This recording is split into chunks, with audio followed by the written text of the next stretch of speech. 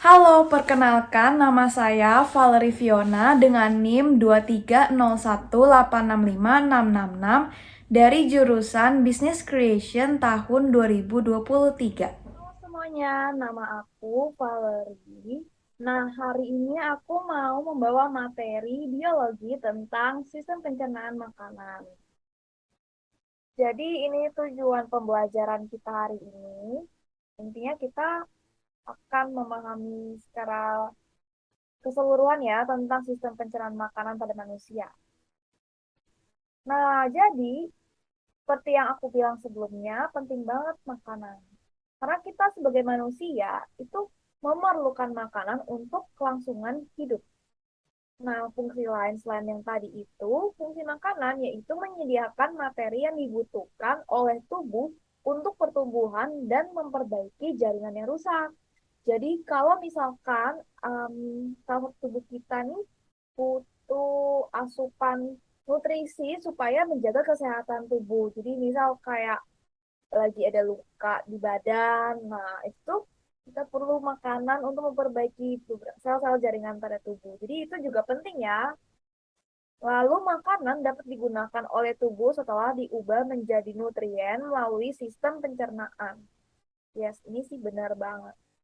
Nah, sistem pencernaan memiliki tiga fungsi utama. Jadi, pertama, memecah makanan menjadi molekul yang dapat digunakan oleh tubuh, lalu menyerap molekul tersebut ke dalam darah, lalu nanti dialirkan ke seluruh tubuh, dari jantung, terus ke organ-organ tubuh lainnya. Kayak jatuh misal untuk memompa darah, lalu untuk lambung, ya sebagai penyerapan lambung ya pasti untuk makanan gitu kan, mengolah makanan. Ya, usus, ada usus besar, usus halus. Ya. Nah, terakhir mengeluarkan sisa-sisa pencernaan dari tubuh. Nah, jadi di sini maksudnya yaitu mengeluarkan feses. Ya. Nah, dikeluarin tuh sisa-sisa makanan yang tadi kita cerna. Nah, kita pertama ke ini nih. Pencernaan makanan ini ada dua tahap. Pertama, pencernaan mekanis. Kedua, pencernaan kimiawi. Bedanya apa? Kalau mekanis itu merupakan proses perubahan molekul makanan yang besar menjadi molekul makanan yang lebih kecil.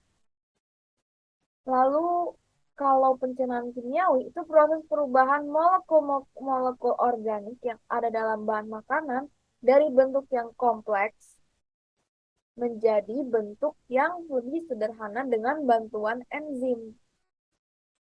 Sebenarnya ini perbedaannya tipis ya.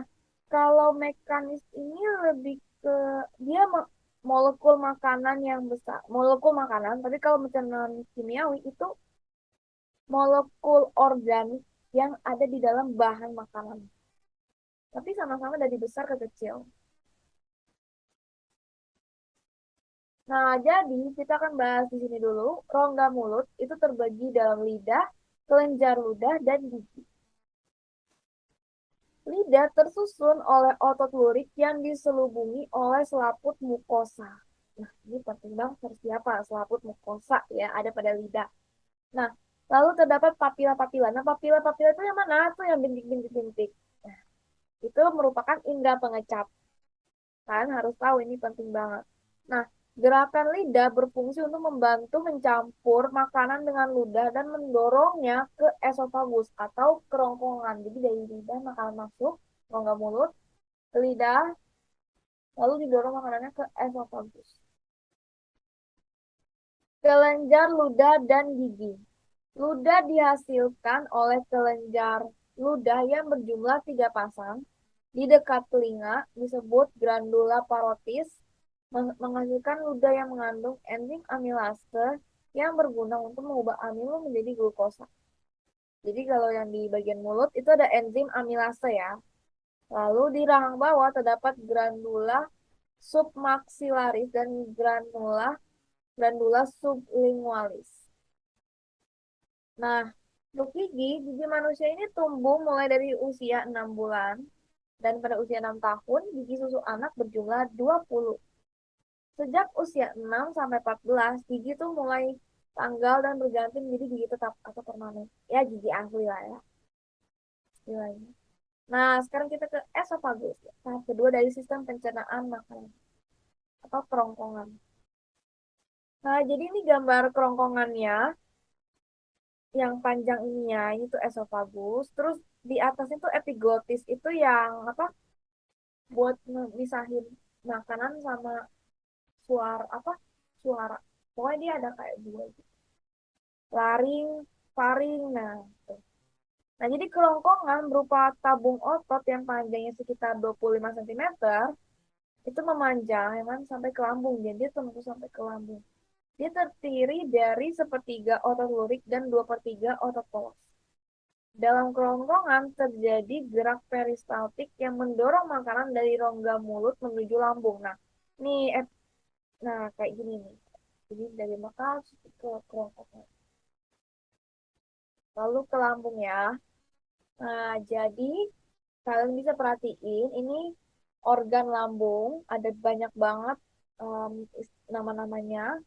Ini ada sphincter, pylorus, pylorus, duodenum. Duodenum itu udah usus ya, bagian dari usus. Tapi lambung fokusnya yang sini aja, yang bentuknya yang begini. Jadi sphincter kardial atau lubang lambung selalu dalam keadaan tertutup. Tapi dia akan berefek terbuka kalau ada makanan yang masuk. Nah, lambung ini berupa kantung besar yang terdiri dari bagian kardia terletak di sebelah kanan atas dekat jantung. Nah, ini kardian yang digambar. Terus fundus, bagian yang membuat dan terletak di tengah. Nah, ini fundus. Nih. Lalu pilorus, bagian yang berada di dekat usus. Oh, ini seperti digambar ya, kan bisa perhatiin.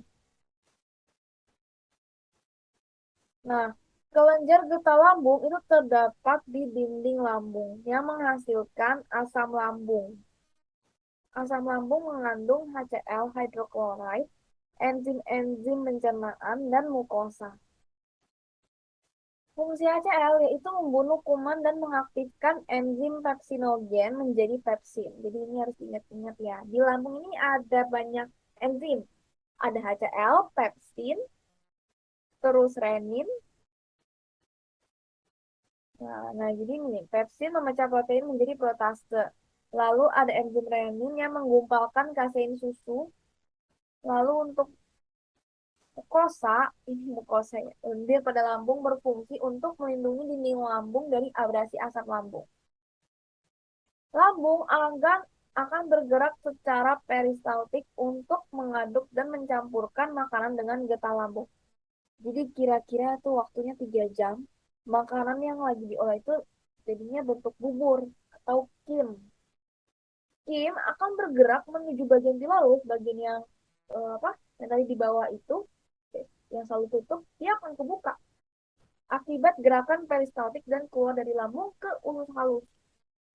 Nah, jadi dalam lambung itu terjadi pencernaan mekanis dengan bantuan gerakan peristaltik dan pencernaan kimiawi oleh asam lambung, enzim pepsin, dan enzim renin.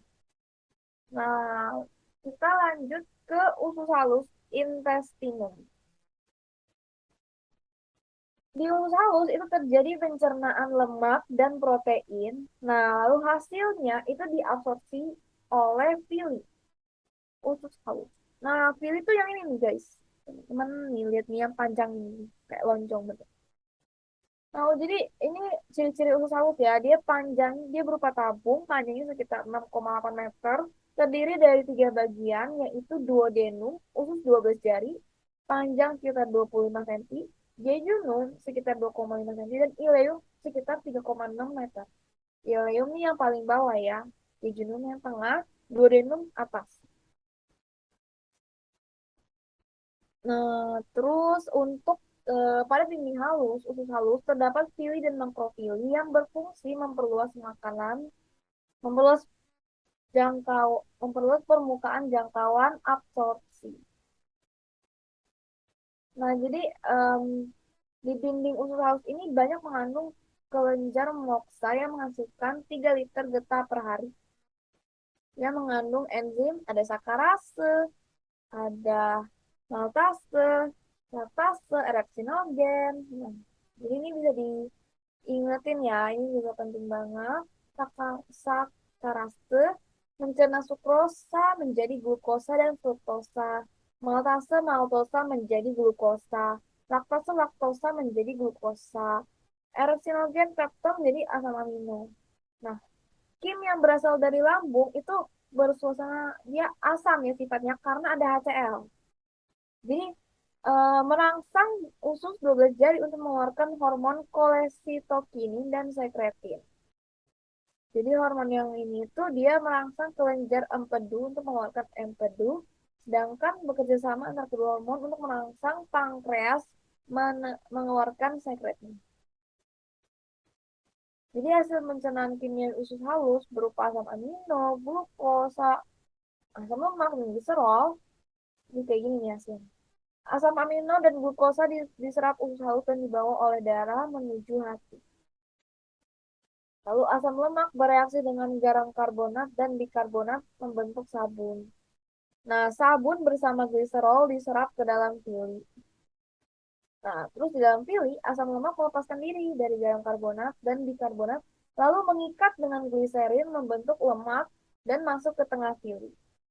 Lalu melalui pembuluh kil atau limfa, emulsi lemak bergerak menuju ven.